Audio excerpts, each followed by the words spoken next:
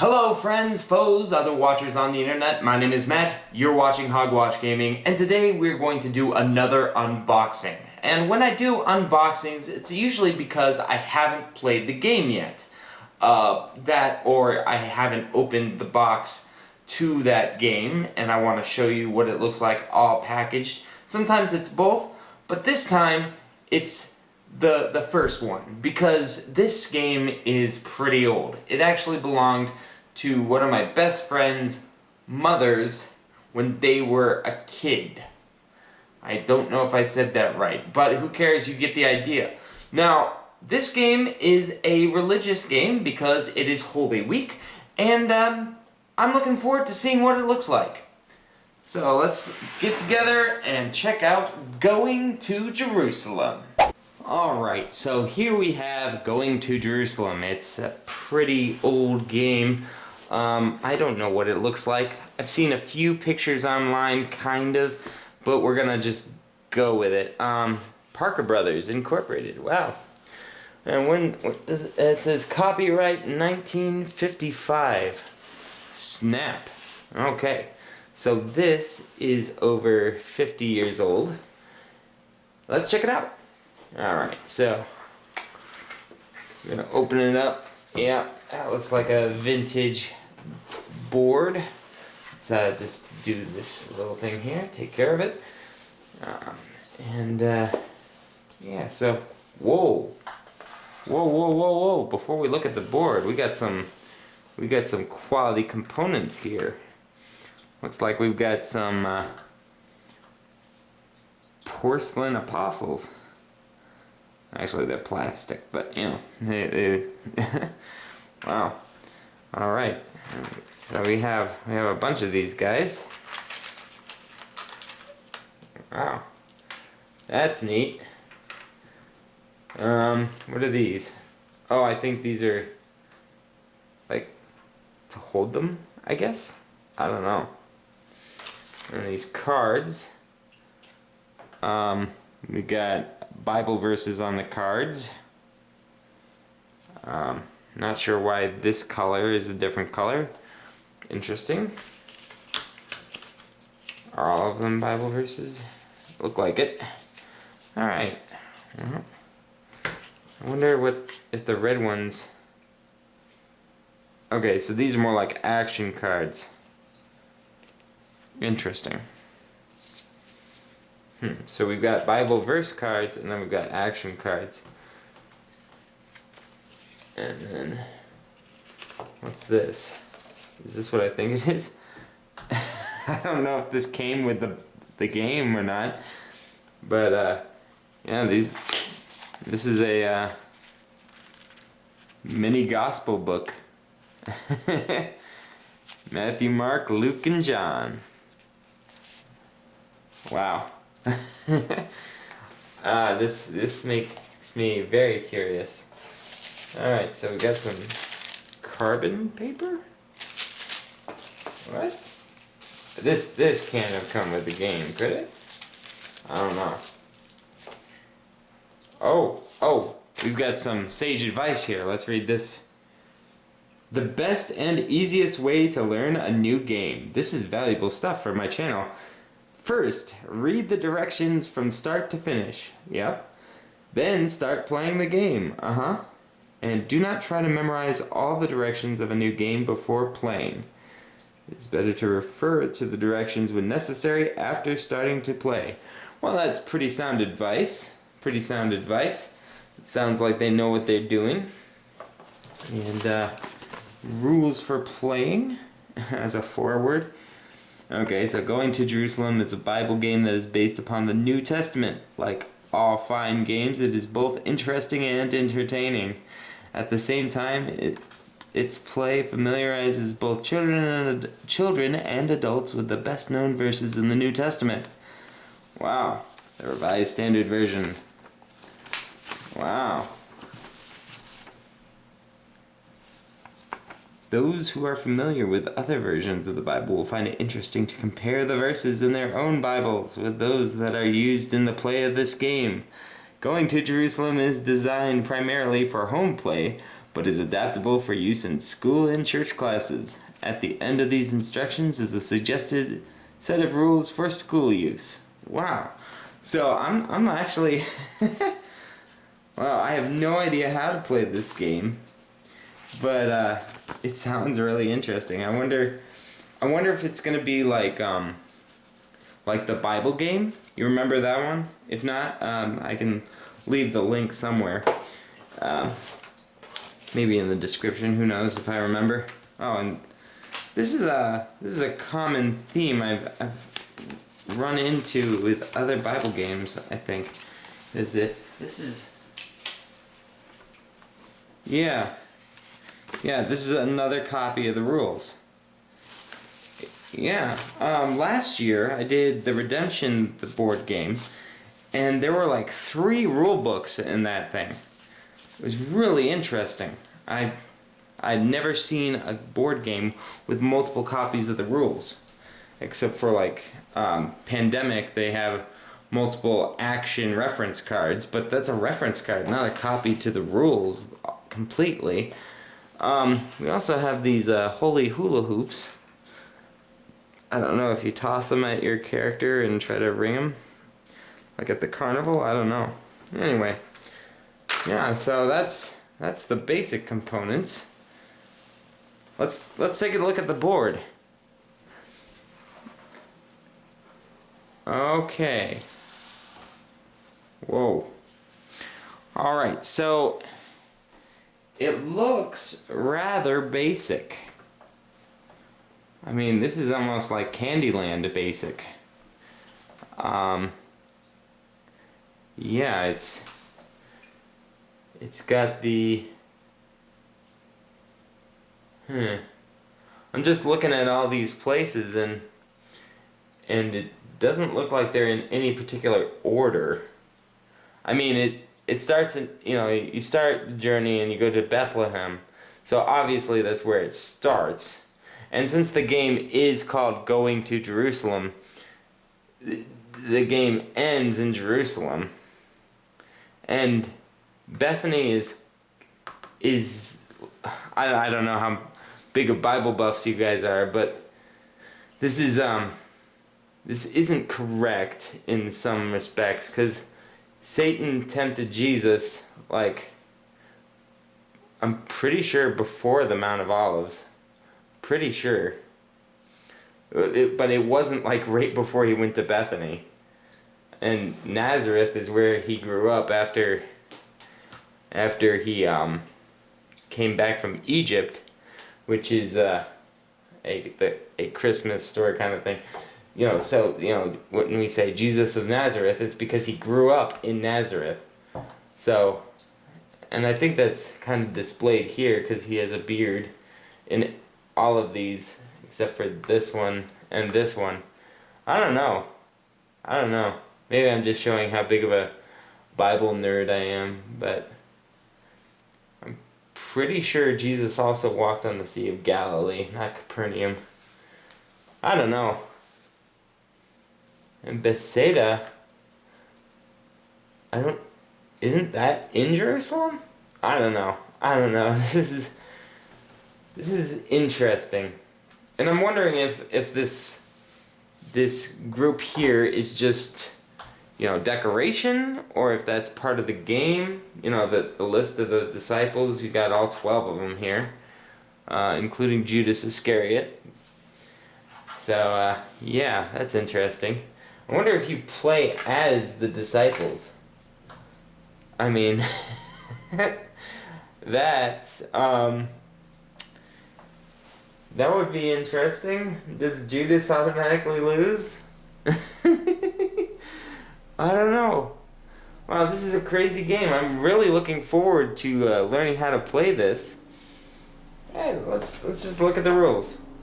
Why not? Let's look at the rules. There's not a lot to this game as far as components go.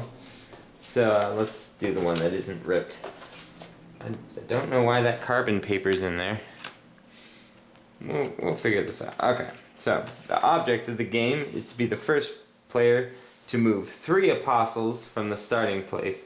Yeah, so it is. You play the disciples. Interesting. Move 3 apostles from the starting space along the track to the circle marked Jerusalem. All apostles must reach the Jerusalem circle by exact count. Okay, so let's take a look. The equipment. A beautiful folding board showing a map of the Holy Land on which is depicted biblical scenes. Yep, these scenes do not necessarily appear in geographical or chronological order. Okay, that's what I was thinking. But are arranged in such a way to make the game play well. Okay. The geographic locations are shown on the map, which serves as a background for the game. Alright, interesting. Okay, a pack of gospel cards. Okay, on the face of each of these cards is printed a well-known verse. That's what we looked at.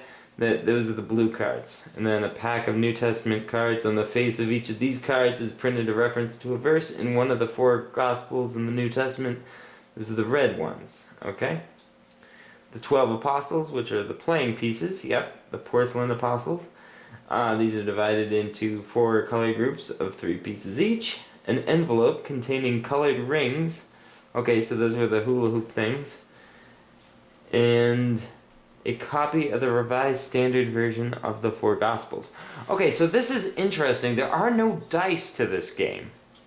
See, that's what I was picking up. There's nothing to say how many spaces you move. Maybe that's what the different color was. Let's check it out. Okay. Preparation. Each player selects 3 apostles of one color as his playing pieces. Okay. So, let's just go with red apostles. And I'll just be playing by myself. I'll see how this works. Alright. And remember, we're just going to read the directions from start to finish. Then we'll start playing the game, because that's the best and easiest way to learn a new game.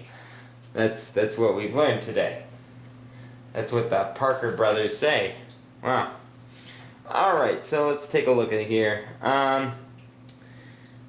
Okay, the Gospel cards and the New Testament cards are shuffled separately and placed face down in separate piles on the table. Okay, well, I haven't played this at all, so I don't really think they need to be shuffled. And they obviously have been... Oops. Don't want to bend that. Alright. So I haven't... Here, I'll just cut the deck like that. We'll call that good. And we'll put it in the Mediterranean Sea, just so everything's here. We can see everything. The red cards...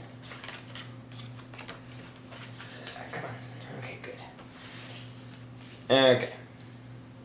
Red cards. Alright. So, if either pack should be used during the game, the cards are reshuffled and used again. One player is selected to start the game. Okay, well, I say that I start the game. I agree. Okay, cool. The play. The starting player draws the top card from the pack of the gospel cards.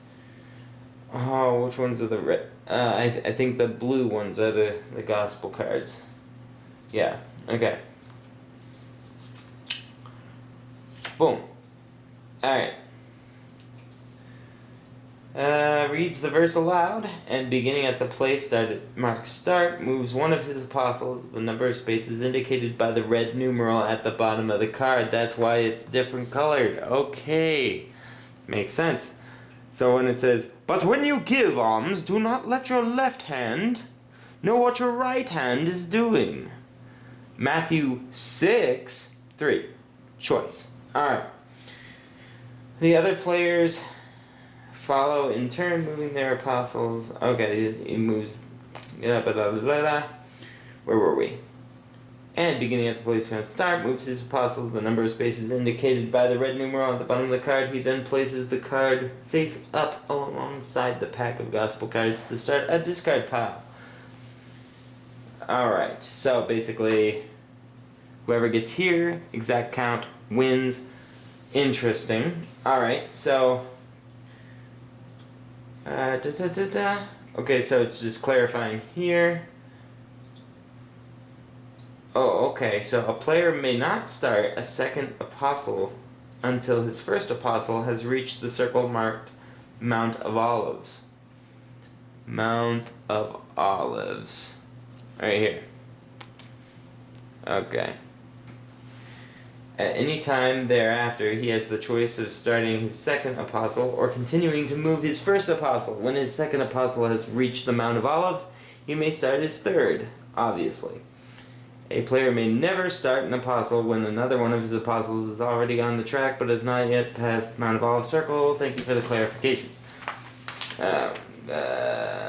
Usually wise. Yeah, just giving some advice there. Alright. I want to know what this choice means, though. Okay. Okay. They use the word choice often in this, and it doesn't really refer to those. Alright, no two apostles may rest on the same space on the track at the same time, but any number of apostles may come together on the illustrated circles. Okay. A player becomes a Good Samaritan when one of his apostles lands on a space on the track already occupied by an opponent's apostle. The Good Samaritan's apostle remains on the space on which it lands where the opponent's apostle moves forward 3 spaces. Interesting. So landing on an opponent's piece actually helps the opponent. Interesting. So it's something that a competitive person would probably want to avoid. Cool. Alright. That's an interesting twist. Alright. So, the opponent makes this move immediately, even though it is not his turn, and completes any further action that may result from this move. So, here's a situation. Okay, so let's say that, let me see, 1, 2, 3, 4, 5, 6. Okay, let's say I played this, right? I went move 6. 1, 2, 3, 4, 5, 6. Okay, this guy moves. But let's say when he moves forward 3, 1, 2, 3, would that mean this guy moves 1, 2, 3? I think it does mean that, because it says, and completes any further action that may result from this move. Okay. Unless there's, no. I'm reading this as I go, guys. Alright, so, in which case he draws his own. A player may not be a Good Samaritan to one of his own apostles. Okay. And he may not move an apostle which would land on a space already occupied by another one of his apostles. Thank you. A player may not be a Good Samaritan to any apostle who cannot make full use of the move of 3 spaces. Okay. The story of the Good Samaritan is found in the Gospel according to Luke chapter 10, verses 30 through 37. Wow, that really affects gameplay right there. I'm kind of wondering why this is in here, except as a proselytizing tool. If that's its purpose, then okay, well, purpose achieved. But I'm trying to find. Let me see. Maybe the New Testament cards have this. Okay. Whenever a player lands on a space mark, draw a New Testament card. Okay, so. Okay, and then you can also draw them whenever a player is unable to move any of his apostles for either of the following reasons. Because it would already land on a space owned by his apostle, or because it would move onto a space already occupied by an opponent's apostle, which cannot move the 3 spaces required under the Good Samaritan rule. Interesting. Whenever he draws a gospel card marked choice, there we go. He elects to draw a New Testament card rather than move the number of spaces indicated on the gospel card. Okay, so that's what the choice is. Alright. When a player draws a New Testament card, he looks up in the copy of the 4 Gospels, the verse referred to on the card, and reads it aloud. In the illustrated circles, he then moves one of his apostles to the location referred to if he drew the New Testament card because he landed on a space throne. Okay, so you use this as a where do you go as for this reference, because this doesn't have the place on it, it just has the reference where the place is mentioned. Interesting. Interesting. That could be good or bad as far as like gameplay goes, but the interesting use of the Gospels. I'm not sure why they gave you the whole 4 Gospels for this many places, but you know, I mean, if you're gonna have it, you might as well have it all. Interesting, interesting, interesting. Alright. Okay, so, and then they've got Sunday school class play down here. Interesting. Yeah, I guess I've just made how to play going to Jerusalem just now. Maybe I'll make another version of this video where I know what I'm doing. And let me see, what are the hula hoops for?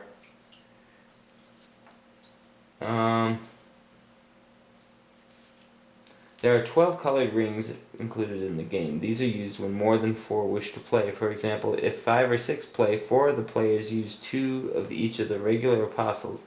The 5th player places the 2 green rings over the tops of the 2 apostles not being used.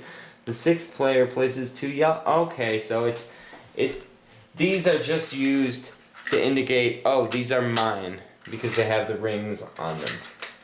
Interesting. I have never ever heard of something like that. That is so weird and interesting and cool. I don't know. I haven't played this game, guys, so I can't give it a review or anything. But if you would like to see a shortened, more intelligent, like, this is how you play the game, let me know in the comments. And until next time, this is Hogwash. Over and out. I'll catch you later.